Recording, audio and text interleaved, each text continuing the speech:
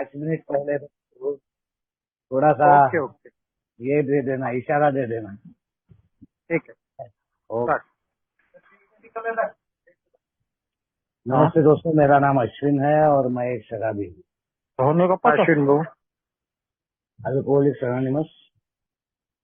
Alcoholics anonymous के आप सभी सभासद साथियों का हर हमेशा मिलने वाला साथ है, और अल्कोहलिक्स एनोनिमस की इस व्यवस्था में ही मुझे हर हमेशा एक परमोच्च शक्ति का एहसास होता है, आपके उस जानलेवा जहरीले भूत से बड़ी प्रसन्नता के साथ में दूर रखा है और बहुत अच्छा लग रहा है। मैं पायोनियर, स्नेहांचल, ये समूह के ऑनलाइन मीटिंग के सभी आयोजकों का और आप सबका तहे दिल से शुक्रगुजार हूँ कि आज मुझे अपने अनुभव रखने का ये अवसर प्राप्त हुआ है। आज का विषय जो है वो ऑब्जर्वर, पर्यवेक्षक, प्रेक्षक, अकर्ता, करता नहीं। शायद सुगत भाई जो कह रहे हैं कि ये पहली मर्तबा सिर्फ ये शब्द आया है, बाकी हमारे कार्य पद्धति में इसका उल्लेख कई बार हुआ है। खास करके तीसरे कदम की आवश्यकता को लेकर ये कहा गया है कि I should stop playing God. मैंने भगवान यानी सर्वे सर्वा कर्ता होने का भूमिका को छोड़ देना, अकर्ता की भूमिका को लेना। थर्ड स्टेप का मायना यही दिया गया है, वो निर्णय, वो डिसीजन, जिससे सुगत भाई जो बोल रहे थे कि हम एक ही प्रकार की समस्या से ग्रसित है और हमारे पास में उसके लिए एक ही उपाय योजना है जो जिसके ऊपर हम पूर्णतः एकमत है या सहमत है। Common peril and common solution. तो कॉमन सॉल्यूशन का निर्णय और डिसीजन कि मैं अब उस कैटेगरी में बैठ गया हूं या उस कैटेगरी में हूं, एक वास्तविक शराबी के, एक रियल अल्कोहलिक के, इस बात के संपूर्णतः स्वीकार, कबूली, यानी मेरा दाखला अब उसकी रिक्वायरमेंट पूर्ण हो जाना। अल्कोहलिक्स एनोनिमस में और अल्कोहलिक्स एनोनिमस की इस कार्य पद्धति के लिए जिन बातों की आवश्यकता है, उन आवश्यकताओं को मैंने पूर्ण कर देना। इसे दूसरे शब्दों में भी कहा गया है, बिल साहब ने अपने अनुभव में कहा है कि shortly I was to be rocketed into 4th dimension of living. मुझे ये मालूम नहीं था कि बहुत जल्द ही मैं ऐसे ऊंचाई पे लेके मुझे ले जाया जाएगा जिसे एक चौथा आयाम, जीने का एक चौथा आयाम कहा जाता है। वो अटर होपलेसनेस, संपूर्ण निराशा, संपूर्ण पराभव, वो अवस्था जहां पर बिल उस अस्पताल में चिल्लाता है कि अगर है तू तो तेरे होने का एहसास मुझे होने दे, और उसके होने का एहसास होना ही आध्यात्मिक जागृति या आध्यात्मिक अनुभव है, आध्यात्मिक प्रगति की बात आती है।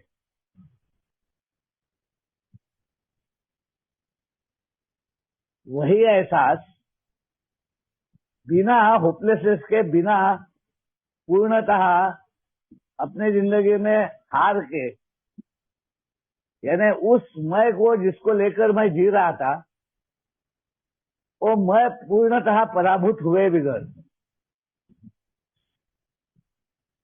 ये बात होती नहीं है। ये हमारे सभी पूर्वजों का अनुभव है, डॉक्टर बॉब, बिल्डी और मेरे वो पूर्वज जो वो लोग थे करके आज मैं आप लोगों के बीच में हूँ, जिसका ग्रेटिट्यूड मैंने अभी फिलहाल हाल ही में 2 दिन पहले 10 जून, और फिर मैं भाग्यवान था कि 11 जून को भी मुझे वो कृतज्ञता व्यक्त करने का मौका मिला। आज सवेरे सुगत भाई का फोन आया, मैं शायद ले नहीं पाया। जब मैंने उनको फोन किया तो उन्होंने कहा ऐसा ऐसा है, आप मीटिंग ज्वाइन करेंगे क्या, आज आ सकेंगे? मैं बोला हाँ बिल्कुल आ सकूंगा। तो बोले आप बताइए।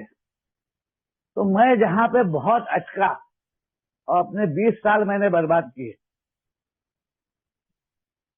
वो तो मैं मेरे घर वालों का बहुत शुक्रगुजार हूं कि जिन्होंने मुझे जीवित रखा, बचा लिया। मैं बार बार आप लोगों के बीच में आ सका, अल्कोहलिक्स एनोनिमस के सभाओं में उपस्थित हो सका। और अंततः 28 अप्रैल 2008 को अनाहुत रीति से एज ए डिफॉल्टर कि अब इसके लिए कुछ भी नहीं हो सकता, अब यही चीज काम करना पड़ेगी, उस हिसाब से मेरी जिंदगी में अल्कोहलिक्स एनोनिमस की ये धरोहर पूर्णतः काम करने लगी। जहां कुछ ही पलों में, कुछ ही क्षणों में, समटाइम्स क्विकली बोला गया है, अति शीघ्र, क्योंकि समटाइम्स लेटली बहुत कठिन है। शायद मैं आप लोगों के बीच में आया ही नहीं सका रहता। 5 डी एडिक्शन सेंटर, 3 बार lockup, 3 suicidal attempt, 15 ECT shocks. और मैंने अपने जिंदगी में इन 37 सालों में कई ऐसे लोग देखे कि जो फिजिकली इतने डैमेज हो गए हैं कि वो चाह कर भी आ नहीं पाए। और हमारा एक मित्र था जो 3 महीने सोबर था, बहुत बहुत आभारी हूँ ज्ञानेश्वर भाई का, उनको भी 3 महीने हो गए। वो भी थाना से है, स्नेहवर्धन समूह के सभाओं में सम्मिलित हो रहे हैं। स्नेहवर्धन समूह को अपना होम ग्रुप बना ले। वैसे ही वो व्यक्ति भी 90 दिन सोबर था और बहुत बढ़िया रिकवरी में था। और मेरे ही बगल में माधवनगर में रहता था। मैं बड़ा प्रसन्न चित्त था, बहुत अच्छा लग रहा था मेरे को उसकी रिकवरी को देख के। और अचानक एक दिन समझा कि वो ब्रेन हेमोरेज से मर गया। उसको ब्रेन ट्यूमर था, या किसी को समझ में नहीं आया।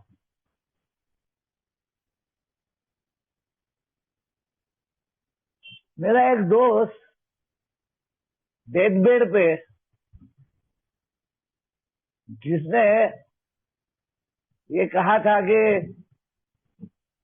मैं अच्छा हुआ तू तू चले गया यार, तेरा पीना बहुत भयानक था, तू अल्कोहलिक्स एनोनिमस में चले गया, अच्छा हो गया है। मगर मेरा वैसा नहीं है, मैं ठीक हूँ। और कुछ ही महीने बाद में सिरोसिस ऑफ लीवर से पूरा दुबला पतला होकर, हड्डियां दिख रही, पेट सामने आया हुआ, गाल बैठे हुए, आंखें बाहर, नाक में से नली, कैथेड्रल लगा हुआ, सलाइंस लगी हुई, मुंह खुला। और मेरे तरफ एक दया की भावना से देखते हुए वो बोलना चाह रहा था कि कुछ कर अश्विन, मेरी जिंदगी को बचा। और मैं हतबल था, मेरे मुंह से कुछ बात भी नहीं निकल रही थी। मैं उसके बेड के बाजू में खड़ा था।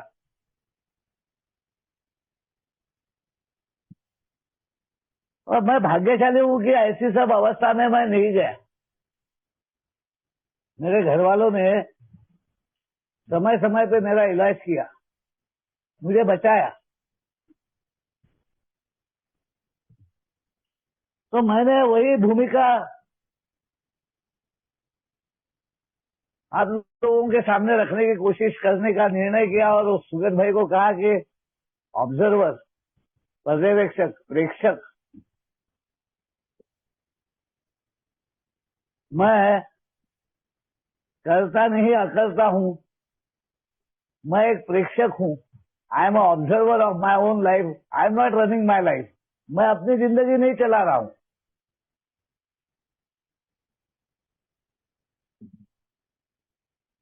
यही बात को आज जो मैं महसूस कर रहा हूं और हर पल बड़ी कृतज्ञता के साथ में उसके लिए एक आभार के साथ में और अल्कोहलिक्स एनोनिमस के इस धरोहर को आभार देते हुए, क्योंकि ये अधिकार आपने हर हमेशा मेरे बनाए रखा किया, मैं अपना सहभाग ले सकूं, अपनी बात को रख सकूं, एक उपयोगिता पा सकूं, आपके बीच में आके सेवा दे सकूं, ये धरोहर का वारसदार बन सकूं, लोगों के बीच में जाके ये कह सकूं कि मैं अल्कोहलिक्स एनोनिमस से आया हूं, मैं क्या कर सकता हूं, बोलिए। क्योंकि वैसा ही मौका सुगत भाई से बात होने के बाद में कल भी मेरे जीवन में एक आया था कि मैं वसई साइड में एक मीटिंग के लिए गया था और रास्ते में जब मैं वो ऑटो से जा रहा था तो मुझे एक फोन आया, एक लेडी का फोन था, मैं कुछ सुन नहीं पा रहा था, ट्रैफिक में था, तो मैंने कहा मैं आपको लगाता हूँ, थोड़ा समय दीजिए मुझे। और मैं जैसे ही वहां पहुंचा मैंने फोन लगाया, उन्होंने कहा कि मैं एक डॉक्टर हूँ, कल्याण में हूँ और मेरे पास में एक पेशेंट है जिसको मैं अल्कोहलिक्स एनोनिमस में भेजना चाहती हूँ, मैं कैसे कर सकती हूँ ये। मैंने उनका बहुत आभार व्यक्त किया, मैंने उनको कहा कि I am really very grateful, और मैं बोला कल्याण के एक सदस्य को मैं तुरंत बताता हूँ, वो तुरंत आपको आके मिलेंगे, तुरंत, क्योंकि sometimes it is very quickly, otherwise not.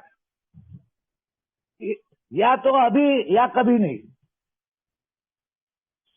It is never. कभी तो भी मैं कर लूंगा वाली बात है ही नहीं। If I am a real alcoholic, मुझे तुरंत एक्शंस में जाना पड़ता है, और वो gratitude is action is humility. आज भी वैसे ही हुआ कि सुगत भाई से बात हुई, फिर मेरे एक मित्र का फोन आया, उसने कहा अश्विन भाई नमस्ते, बोले स्लीप हो गया था, अभी 1 महीना सोबर हूं। और मुझे मेरे वो स्लीप्स और मेरी वो सब बातें मेरे आंखों के सामने आई और मेरा उससे 45-55 मिनट का संवाद हुआ। और आज अभी जो मैं शेयर करने जा रहा हूँ वही सब बातें उनके साथ में मैंने शेयर की। अल्कोहलिक्स एनोनिमस में आने के बाद में जो 17 फरवरी 1988 को मेरे डॉक्टर ने मेरे को दवाखाने से बेदखल कर दिया, एक क्रॉनिक अल्कोहलिक करके उसने हाथ खड़े करके कहा तेरा इलाज मेरे से संभव नहीं है, क्योंकि उसके अस्पताल में जहां पे मैं ठीक होने के लिए गया था वैसी व्यवस्था में मैंने अपने शराब का जुगाड़ जमाया और शराब पिया।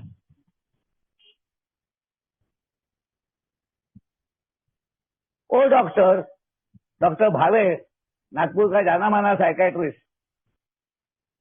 वो अल्कोहलिक्स एनोनिमस को जानता था, उसने समझ लिया था कि ये अल्कोहलिक्स एनोनिमस के श्रेणी में बैठने वाला, कैटेगरी में जाने वाला व्यक्ति है, इसका कुछ नहीं हो सकता।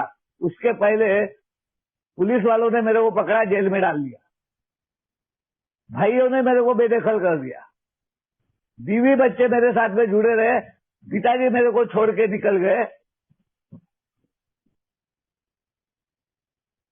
बड़ा भाई मेरे पत्नी के दहाड़ के बाद में कि अब अगर आपने दखल अंदाजी नहीं की तो मैं सही में अपने आप को और अपने बच्चों को मार डालूंगी, क्योंकि एक उसका वैसा किया हुआ प्रयत्न असफल हुआ था। वो धमकी नहीं थी, वो एक आर्त पुकार थी मदद के लिए, सहायता के लिए, क्योंकि वो बेबस हो गई थी, वो जी नहीं पा रही थी, वो पूर्णतः असुरक्षित हो गई थी। कुछ भी करने के बावजूद भी उसका प्यार, उसका त्याग, उसका समर्पण कुछ काम में नहीं आ रहा था। तब उसने वो दहाड़ लगाई थी और विशाखापट्टनम से मेरा भाई आके उसने जानकारी हासिल करके उस वक्त मातृ सेवा संघ द्वारा चलाए गए एक काउंसलिंग सेंटर जो बाद में व्यसन मुक्ति केंद्र में परिवर्तित हुआ, जिसके सलाहकार डॉक्टर भावे थे, उनसे मुलाकात करवाई और उनके द्वारा मुझे उनके प्राइवेट अस्पताल में एडमिट किया गया। वो तारीख थी 14 फरवरी 1988। 16 तारीख को मेरे बच्ची का जन्मदिन था और मेरे को ये कहा गया था कि ये 16 तारीख का जन्मदिन कर ले, बाद में एडमिट हो। और मैंने बड़े इससे कहा था कि नहीं, ईमानदारी से कहा था। मैं सही में त्रस्त हो गया था, मैं भी समझ नहीं पा रहा था और मैंने कहा था नहीं, मुझे अभी एडमिट कर लो। अगर मैं इसमें से बाहर आ गया, अच्छा हो गया, तो शराब पीना मेरा बंद हो गया तो मैं अपने बच्ची के बहुत सारे जन्मदिन देख पाऊंगा। मगर 16 तारीख को ऐसा क्या हुआ मुझे मालूम नहीं। कब जाके मैंने वो शराब लाई, बाथरूम में जाके पी, मग्गे में डाल के बाथरूम के पानी से, और एक नहीं, एक के पीछे एक के पीछे एक करके 3 बोतल में पी गया। फिर वार्ड बॉय के ध्यान में आया और उसने एक दिन का इंजेक्शन मेरे को दे दिया। दूसरे दिन मैं होश में आया तब अल्कोहलिक्स एनोनिमस के 2 सदस्य बापू के और अशोक पी, आज वो इस दुनिया में नहीं है, बैठे हुए थे और उन्होंने कहा अश्विन हम अल्कोहलिक्स एनोनिमस से, घबरा मत। क्योंकि मैं बहुत घबरा गया था, क्या हो गया, मैंने क्या कांड पीट दिया, अब क्या समस्या खड़ी कर दी। क्योंकि मेरे तो साहसिक कारनामे थे ना, सब उल्टे सीधे कुछ तो भी हरकतें रहती थी ना, जिसको एडवेंचर्स बोला गया है। तो मैं ऐसे इसमें था अवस्था में कि अब क्या हो गया। और उन्होंने कहा नो डोंट वरी, हम अल्कोहलिक्स एनोनिमस से है, अगर शराब पीना ये तुम्हारी समस्या है तो आज हमारा एक कार्यक्रम है, बहुत अच्छा कार्यक्रम है, हमारी एनिवर्सरी है, जवाहर वसति गृह, लॉ कॉलेज स्क्वायर, वहां पे शाम को 7 बजे एक पीआई मीटिंग है। और क्या है क्या नहीं मुझे मालूम नहीं था, तब समझ में नहीं आ रहा था। मगर शराबियों के लिए ये सब बना हुआ है, ऐसी थोड़ी सी जानकारी कुछ देते हुए उन्होंने कहा तुम्हारा शराब पीना, हमको किसी भी प्रकार से अगर तुम पीना चाहते हो तो पी सकते हो, मगर तुम नहीं पीना चाहते हो तो तुम हमारे साथ में आ सकते हो। और मैंने कहा मेरे को कोई आवश्यकता नहीं है, मेरी ट्रीटमेंट हो रही है, मैं ठीक हो जाऊंगा। वो हंस दिए, मेरे को बड़ा गुस्सा आया और वो मेरे को बाय करके निकल गए, बोले हम राह देखेंगे आपकी। और डॉक्टर आया और डॉक्टर ने मेरा डिस्चार्ज सर्टिफिकेट देके उसके ऊपर क्रॉनिक अल्कोहलिक लिख दिया था। भाई को बोले कि इनको आप लेके जाइए, इनको बेहतर होगा कि आप शाम को मीटिंग में लेके जाएंगे अल्कोहलिक्स एनोनिमस। बोला क्या डॉक्टर? बोले मैं कुछ नहीं कर सकता इस, बोले I can't do anything for you. मैं बड़े निराश अवस्था में हॉस्पिटल से बाहर आया और मैंने पत्नी को कहा चलो तुम, मैं आता हूं, बस अभी आता हूं। क्योंकि मेरे सामने अपने जिंदगी के लिए कोई दूसरा पर्याय शेष ही नहीं था। मैं शराब पीने ही गया और पिए हुए अवस्था है मैं ही, मेरा भाई और मेरी पत्नी जब मेरे को ऑटो में डाल के वो लॉ कॉलेज स्क्वायर पे जवाहर वसति गृह लेके जा रहे थे, तो रास्ते से जाते जाते लक्ष्मी भुवन चौक, मेरे बैठने के अड्डे वहीं पे बाजू में, सुगत भाई या नागपुर के लोग जानते हैं, वो सब आंखों के सामने आ रहा था। जो यादें मैं भुला देना चाहता था, दफना देना चाहता था, उस मैं को मैं खत्म कर देना चाहता था, वही मैं बार बार उठ के सामने आ रहा था। लॉ कॉलेज स्क्वायर पे वो गुरु एजेंसीज जिनका काम मैं करता था, जहां पे मैंने धिंगाने कर डाले थे बाद में, जिन्होंने एक वक्त कहा कि तेरे को हमारे अल्कोहलिक्स एनोनिमस के एक ज्येष्ठ सभासद, जिनको अल्कोहलिक्स एनोनिमस नागपुर की शुरुआत में शुरुआत में उनका बहुत बड़ा योगदान है, विनय पी, उन्होंने पूरा नाम लिया था। मैं आपके सामने उनका पूरा नाम ले सकता हूं। आप वो अनामिकता को समझते हैं, हम एक दूसरे के नामों को भले भांति जानते हैं। तो उनका नाम लेके कहा, क्योंकि वो उनको जानते थे कि तेरे को उनके तरफ भेजना पड़ेगा। मगर वो क्या है क्या नहीं, वो हुआ नहीं उस वक्त। वो सब मेरे आंखों के सामने घूम रहा था। और जवाहर वसति गृह, जहाँ पे मेरे फार्मेसी के एजुकेशन के वक्त मेरे लोग रहते थे, कॉलेज के स्टूडेंट्स रहते थे, वहां पे मैंने आके किए हुए सितंबे, बाजू में यूनिवर्सिटी हॉस्टल, वहां से थोड़ा आगे गए तो रविनगर चौक पे वो जवाहर वसति गृह, और वहां से आगे गए तो यूनिवर्सिटी कैंपस, और यूनिवर्सिटी कैंपस में मेरा वो डिपार्टमेंट। और युवा अवस्था में मैंने किए हुए सब ताल सितंबे अपने जीवन के, अपने एजुकेशन के, अपने एजुकेशनल लाइफ के, वो सब आंखों के सामने आ रहे थे। और मैं उस मीटिंग में जाके बैठा, मुझे सामने बिठाया गया, बड़ा स्वागत हुआ, हाथ मिलाए गए। एक वीआईपी के समान, एक बहुत इम्पोर्टेंट पर्सन के समान मुझे सामने बिठाकर वो लोग हर प्रकार की सेवा मेरे को दे रहे थे, पानी दे रहे थे, चाय लाके दे रहे थे। और मैं आश्चर्य में था कि ये क्या हो रहा है। वो वहां पे डॉक्टर्स का सेशन चालू था, बहुत सारे मान्यवर डॉक्टर्स थे, मेरे डॉक्टर भावे भी उसमें थे। वो शराबी को लेकर कुछ बातें बोल रहे थे, मेरे कुछ समझ में आ रहा था, कुछ समझ में नहीं आ रहा था।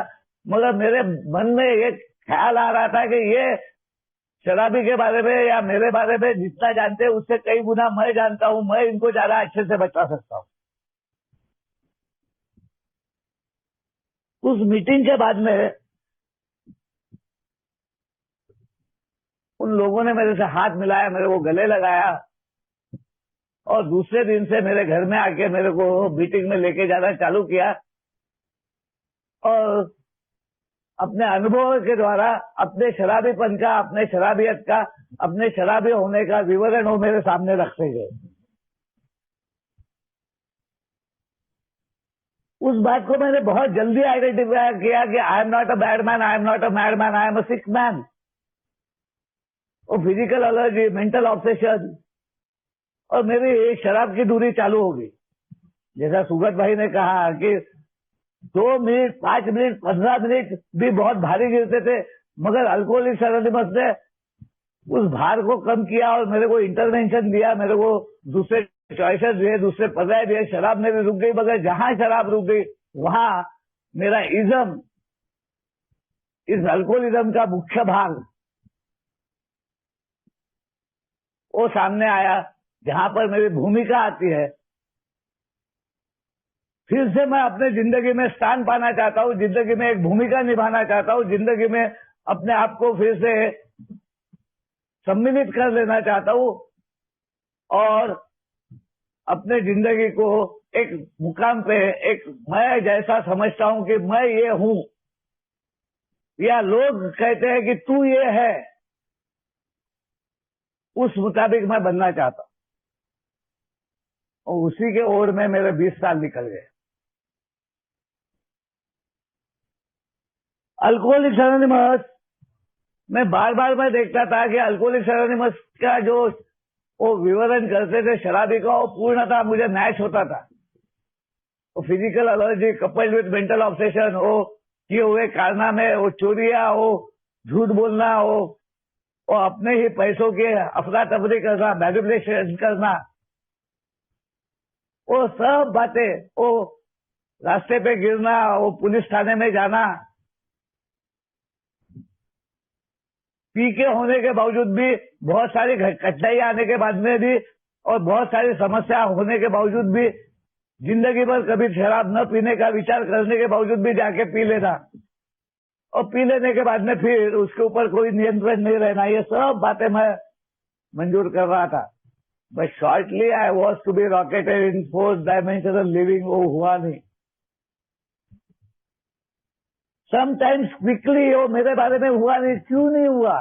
वो भाव मेरे भीतर क्यों नहीं आया? मैं अल्कोहलिक्स एनोनिमस में आने के बाद में एक तरफ मेरे साथ में विवरण करने वाले लोगों को जब मैं ऑब्जर्व करता था, मैं बोलता था ये जो बोल रहे हैं कि मैं एक बुरा व्यक्ति नहीं हूँ, मैं एक नालायक व्यक्ति नहीं हूँ, मैं एक पागल व्यक्ति नहीं हूँ, मैं बीमार हूँ, ठीक हूँ, मगर मैं हूँ कौन?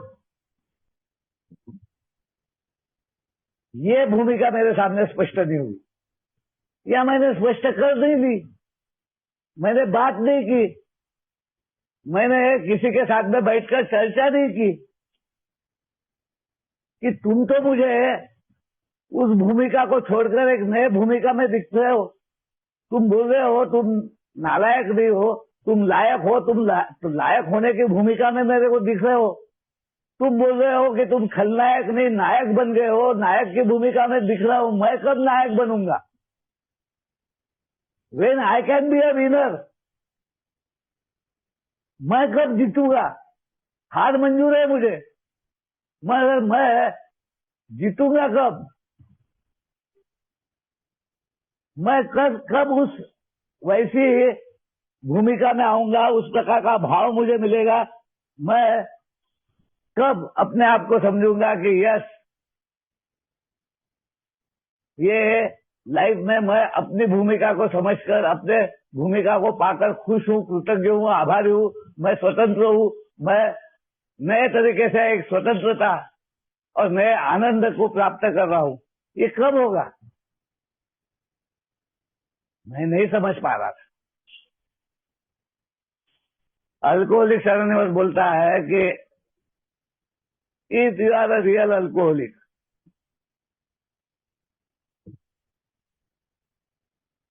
ये तय होना बहुत आवश्यक।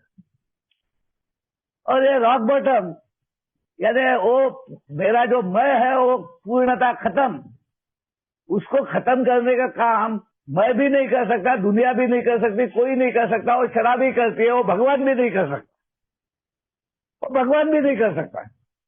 वो बोलता है तेरे को जो भूमिका लेनी है ले, तेरे को वो भूमिका चाहिए तो वो भूमिका में रह, और तेरे को मेरे दी हुई भूमिका में आना है तो मेरे दी हुई भूमिका में आ। मैंने मेरे दोस्त से कहा कि ये स्वर्ग नर्क ये सब कहीं नहीं है, मेरा एक स्थान निश्चित है, और वो स्थान निश्चित ऐसा स्थान मेरे को समझ में नहीं आता है,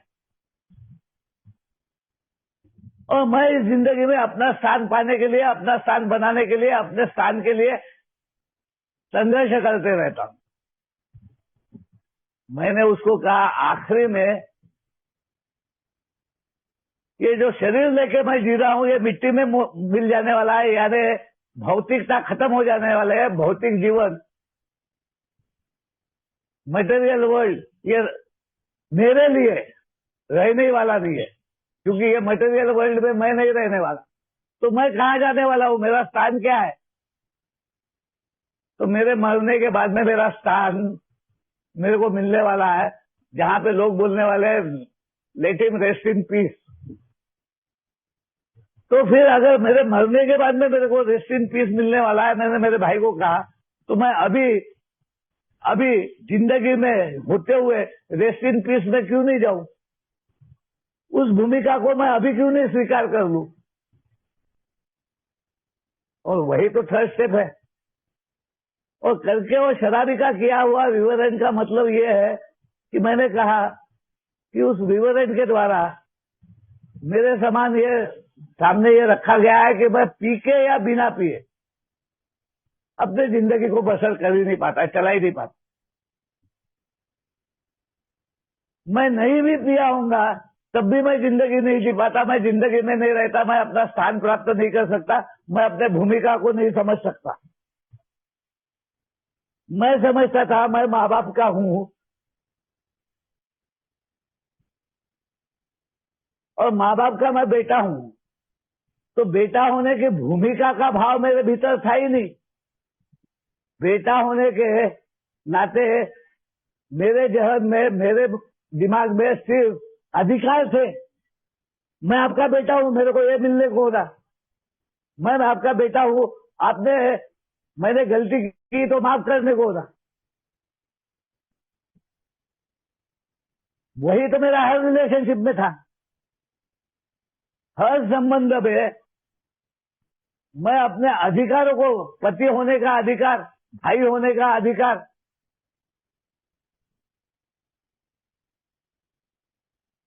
मैं अधिकार पाना चाहता था, अधिकार जमाना चाहता था, मैं अपना हिस्सा चाहता था।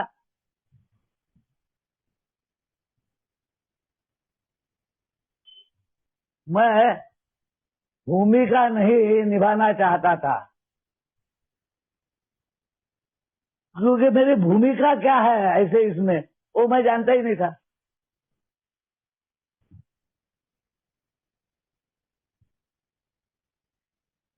जो भूमिका को जान गए हैं और भूमिका निभा रहे थे,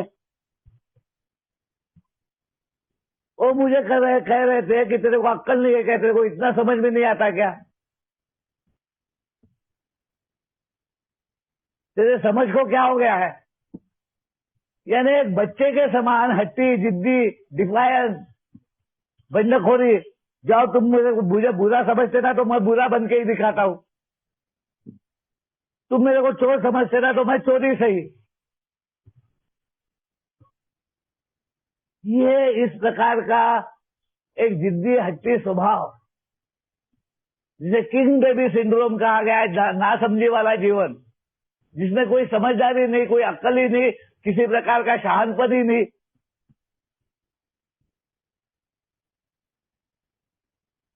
क्योंकि मैं एक्चुअली मैं क्या हूं क्या नहीं ये कभी मैंने समझा ही नहीं। तो आप लोग मेरे को समझाने की कोशिश कर रहे थे कि भाई कितनी भी कोशिश करेगा अपनी भूमिका को निभाने की, निभा नहीं पाएगा।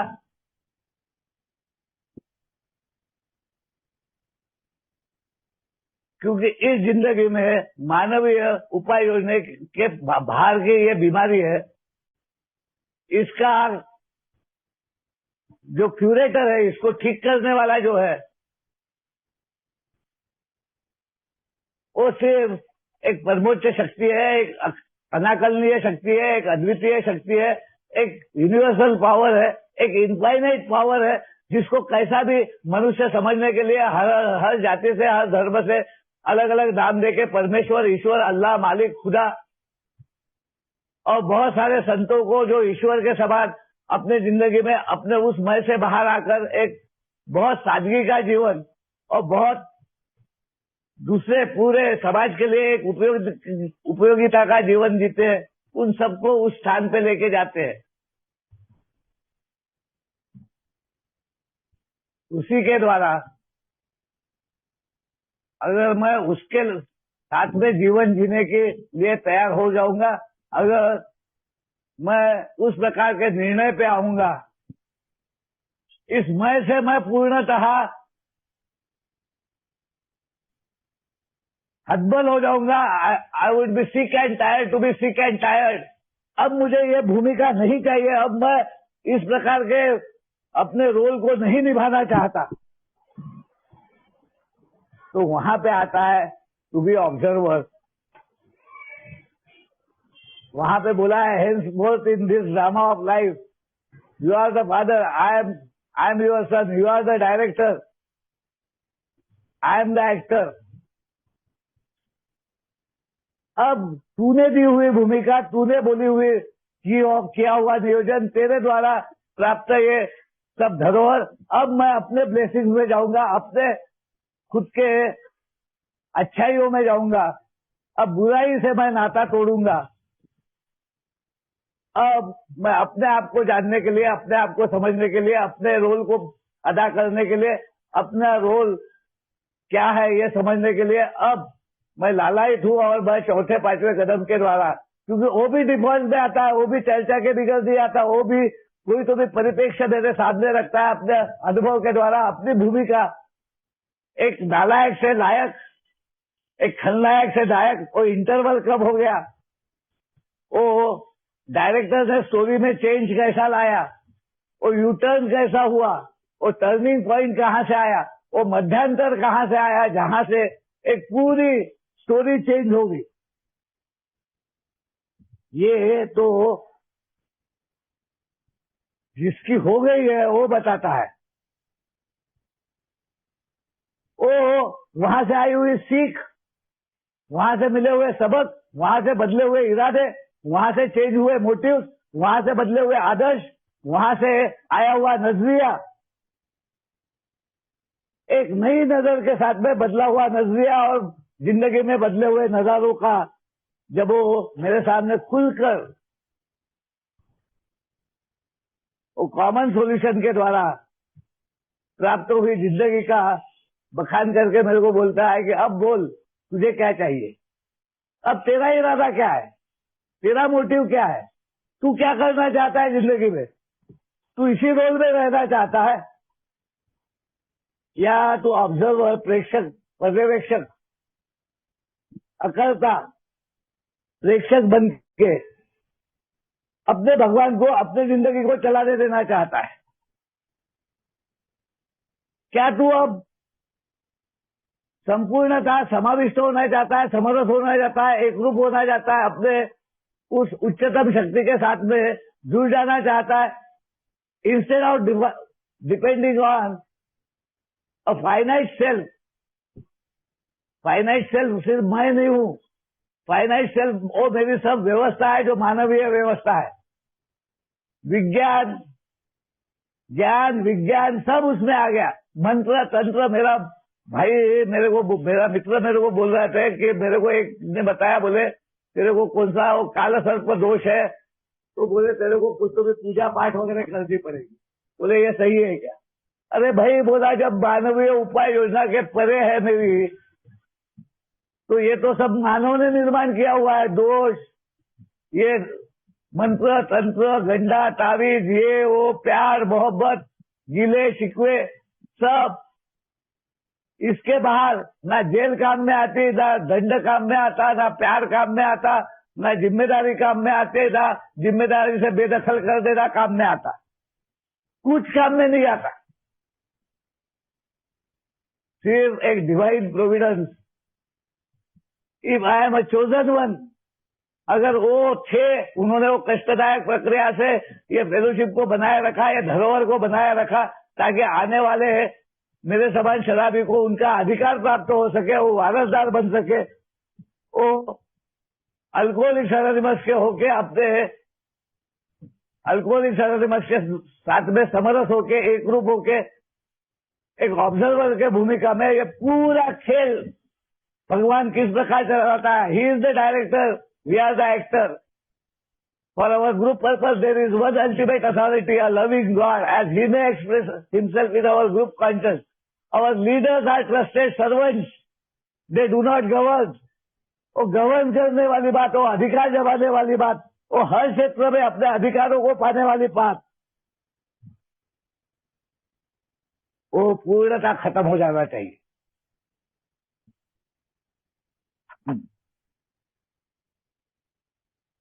ये डिफॉल्ट में हुआ।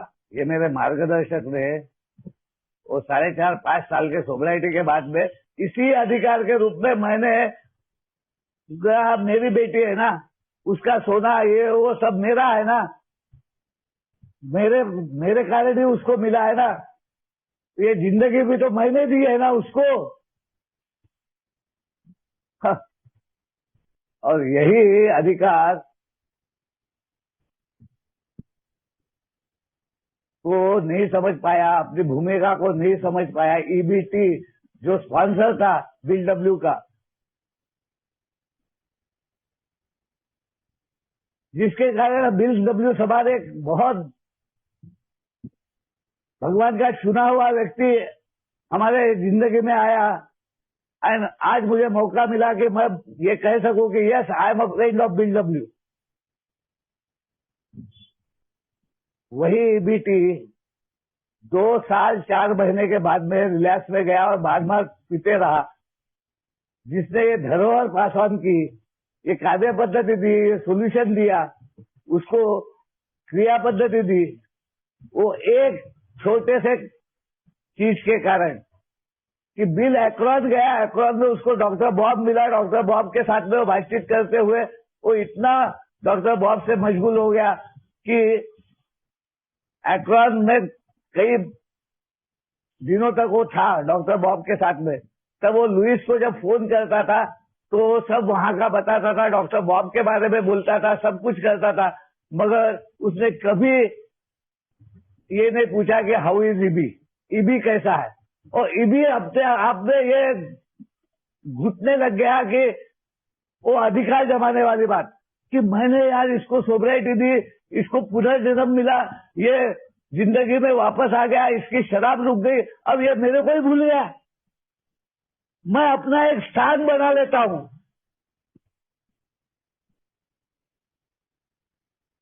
I don't go into observers भूमिका, एक पर्यवेक्षक के भूमिका में नहीं जाता, एक प्रेक्षक होने का भूमिका मैं नहीं लेता। मैं हर वक्त हर चीज में अपना अधिकार पाना चाहता हूं, अधिकार जमाना चाहता हूं। और यही बात है कि फिर जब लौट के आया तो एरोड्रम पे ईबीटी पिए हुए टीटी बेटा, अगर आपने वो मूवी देखी my name is bill W, तो उसमें आपको ईबी दिखेगा। एरोड्रम पे जब बिल बाहर आता है तो उसको ये बोलता है, बिल ये तूने मेरे साथ में ऐसा क्यों किया, मुझे क्यों भूल गया तू, और निकल जाता है, बहुत पिए हुए कंडीशन में रहता है। मैंने भी तो वही किया। मैं तो अपने जिंदगी में अपना रोल, मैं क्या हूं, मैं अपने आप को नहीं समझ पाया। जब जीवित लोगों को मैं नहीं समझ पाया, उनसे मैं रिश्ता नहीं निभा पाया, मैंने उनके संबंधों को नहीं समझा, मैंने वो भूमिका को नहीं समझा, मैंने वहां पे अपने अधिकार ही जमाया, तो जिसको मैंने देखा ही नहीं, जो मेरे लिए अज्ञान है, जिसको मैं जानता ही नहीं, उस भगवान के ऊपर मैं क्या मैं उससे संबंध बनाने वाला था, मैं संबंध ही नहीं बना पाया। वो तो मेरे स्पॉन्सर ने अपने उदाहरण के द्वारा अपनी भूमिका को किस प्रकार उन्होंने बदला, उनका नजरिया कैसा बदला, उनको एक नई नजर कैसे प्राप्त हुई, उनके इरादे कैसे चेंज हो गए, वो मेरे को बताते हुए मेरे को एक साहस दिया कि जा, तू ये भूमिका में नहीं रहना चाहता है, पश्चाताप के भाव में है, तू अपने गलती को स्वीकार करके उसको सुधारना चाहता है, किसी भी हद तक जाना चाहता है, समटाइम्स क्विकली, ये सब बहुत बहुत जल्दी हो जाता है। डॉक्टर बॉब समटाइम्स क्विकली का उदाहरण है, बिल डब्ल्यू समटाइम्स क्विकली का उदाहरण है, बिल डी समटाइम्स क्विकली का ही उदाहरण है। ए में जितनी भी सोबराइटी हुई है वो एक ऐसा क्षण है जहां पे यह पूर्णता हो जाता है, अन्यथा कभी नहीं होता, अन्यथा कभी नहीं होता।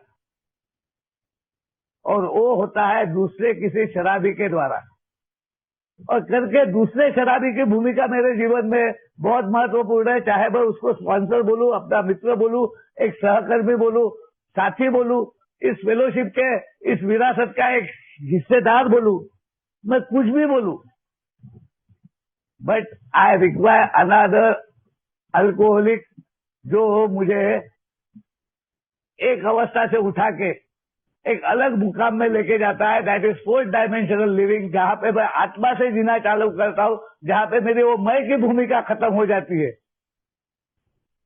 और I lovingly I accept the role of the observer, कि अब तू चला, मैं देखता हूं। इसका मतलब मैं कुछ करूंगा नहीं, ऐसा नहीं है, मैं उतना ही रोल करूंगा जितने रोल की अपेक्षा है, मैं उसमें अधिकार नहीं जताऊंगा, मैं उसमें सेवा दूंगा।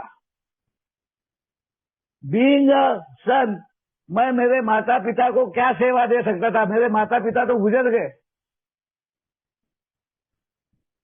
तो मैंने अपनी जिंदगी में जहां जहां मेरे को मौका मिला, मेरे फैमिली के बुजुर्ग,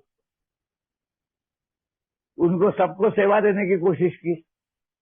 मेरे जिंदगी में जितने भी बुजुर्ग लोग आते हैं, उनको उसी नजर से मैं देखता हूं कि ये मेरे अपने हैं, और उनको उनके साथ में जिस प्रकार से भी मैं अच्छा व्यवहार कर सकता हूं वो करने की कोशिश करता हूं।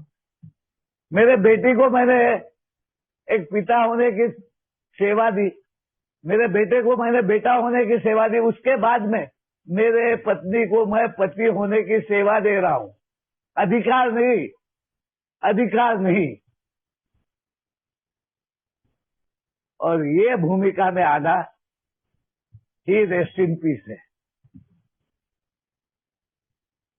क्योंकि मुझे समझ में आता है कि मैं मेरे हेवनली फादर के साथ में हूँ, मैं मेरे पिता परमेश्वर के साथ में हूँ, वो मेरे साथ में है, मैं उसके साथ में हूँ, हम एक रूप है, मैं भिन्न नहीं हूँ, मैं पूर्णतः समरस हो गया हूँ, एक रूप हो गया हूँ। मैं अपने इस धरोहर से, अपने इस जीवन से, इस पूरे ब्रह्मांड से अब एक रिश्ता रखता हूँ। जहां जहां जो जो भूमिका आएंगी, जो जो मेरा ईश्वर मेरे से करवाना चाहेगा, वो मैं करूंगा और अंत में दिन के धन्यवाद देके उसके गोद में जाके सो जाऊंगा। अल्कोहलिक्स एनोनिमस में आने के बाद में वो 4 डायमेंशनल लिविंग कि सिर्फ शारीरिक, मानसिक और सामाजिक स्तर पे नहीं, बल्कि आध्यात्मिक या आत्मिक स्तर पर मैंने जीवन में आने को होगा। 6 सेंस ऑफ लिविंग बोला गया है। पंचेंद्रियों से नहीं, आत्मेंद्रिय से भी काम करना है, तभी मेरे को संज्ञान आएगा। संज्ञान से बढ़कर, विज्ञान से बढ़कर वो प्रज्ञान की भूमिका है, और वो प्रज्ञान यानी intuitionally knowing what is going to happen next. मुझे ये समझ में आता है कि आगे चल के मेरे जीवन में क्या होने वाला है, और उसके लिए मैं पहले से तैयार हो जाता हूँ। ये बहुत बड़ी बात है, और ये होता है निरंतर अपने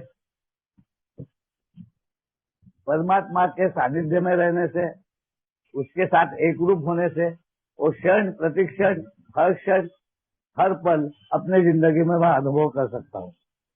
बहुत बहुत आभारी हूँ आप सबका। मैंने अपने तरीके से